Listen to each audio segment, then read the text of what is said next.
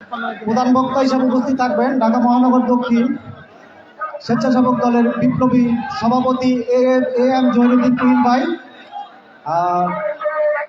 বিশেষ অতিথিভাবে আরও উপস্থিত থাকবেন ঢাকা মহানগর দক্ষিণ স্বেচ্ছাসেবক দলের বিপ্লবী সাধারণ সম্পাদক সাদ মোরশাদ পাপ্পা শিকদার ভাই।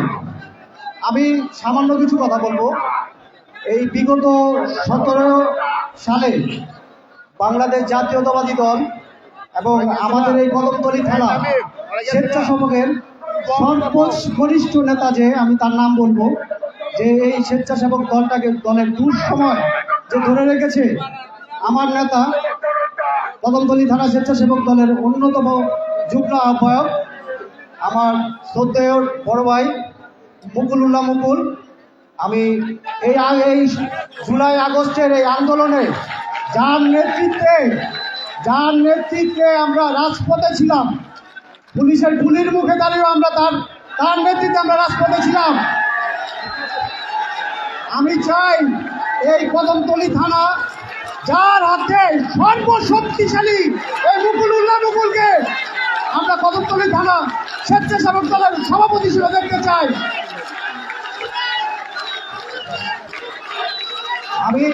আমার এখানে একটু ভুল হয়েছে, আমার এখানে উপস্থিত আছেন আমাদের কদমতলী থানার বিপ্লবী সভাপতি নাজির মাহমুদ, উপস্থিত আছেন স্বেচ্ছাসেবক দলের কদমতলী থানা স্বেচ্ছাসেবক দলের সাধারণ সম্পাদক মতিউর রহমান দিলু। আমি এখানে মঞ্চ উপস্থিত নেতৃবৃন্দদের উদ্দেশ্যে বলতে চাই, মুকুলুল্লাহ ছাড়া কদমতলী থানা বিকল্প কেউ নাই।